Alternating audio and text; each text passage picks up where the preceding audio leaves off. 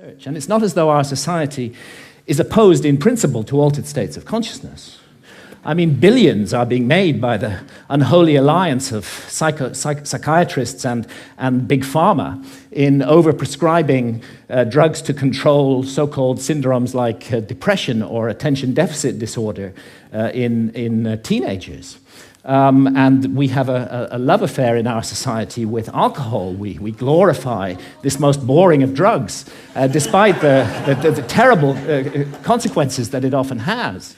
And of course, we love our stimulants, our tea, our coffee, our energy drinks, our sugar, and huge industries are built around these substances, which are valued because of the way they alter consciousness. But what all these approved altered states of consciousness have in common is that none of them contradict or conflict with the basic state of consciousness valued by our society, which I would call the alert, problem-solving state of consciousness, which is good for the more mundane aspects of science. It's good for the prosecution of warfare. It's good for commerce. It's good for politics. But I think everybody realizes that the promise of a society over-monopolistically based upon this state of consciousness has proved hollow, and that this model is no longer working, that it's broken in every possible sense that a model can be broken, and that urgently we need to find something to replace it.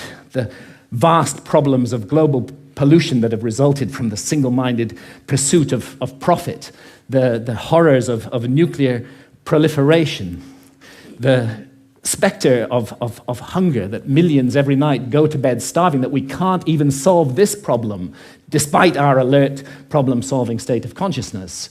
And look what's happening in the Amazon, the lungs of our planet, this precious home of biodiversity. The old-growth rainforest being cut down and replaced with soybean farms so we can feed cattle, so that we can all eat hamburgers. Only a truly insane global state of consciousness could allow such an abomination to occur. And I did a back-of-an-envelope calculation during the Iraq War. It seems to me that 6 months' expenditure on the Iraq War would have solved the problem of the Amazon forever, would be sufficient to compensate the peoples of the Amazon so that no single tree ever needed to be cut down again to garden and look after that amazing resource. But we can't make that decision as a global community. We can spend countless billions on warfare, on hatred, on fear, on suspicion, on division, but we can't get together the collective effort to save the lungs of our planet. And this is perhaps why shamans from the Amazon are now mounting a kind of reverse missionary activity.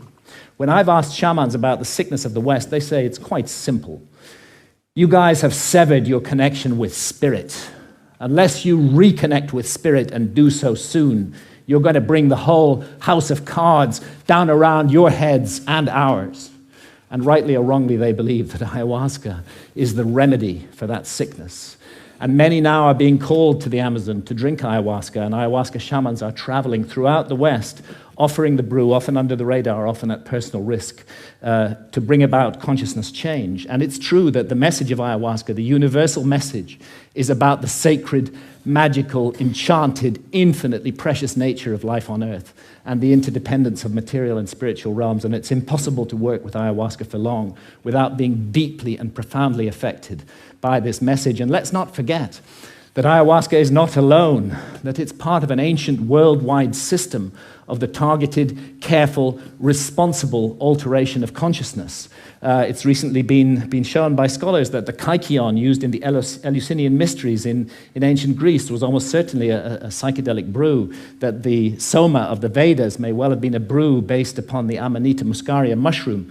We have the DMT in the ancient Egyptian tree of life. We have the whole global cultures of surviving shamanism, and what it's all about is a state of consciousness that's designed to help us find balance, harmony. The ancient Egyptians would have called it Ma'at, with the universe, and to remain mindful that what we're here to undertake on Earth while immersed in matter is fundamentally a spiritual journey aimed at the growth and perfection of the soul, a journey that may go back to the very origins of what made us human in the first place. And I stand here invoking the hard-won right of freedom of speech to call for and demand another right to be recognized, and that is the right of adult sovereignty over consciousness.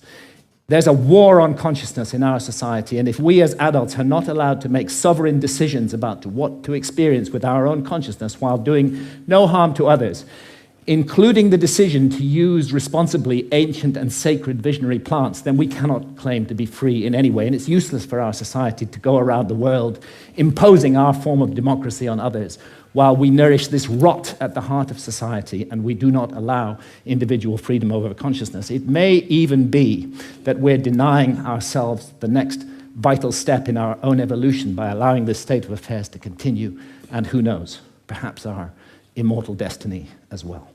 Thank you, ladies and gentlemen.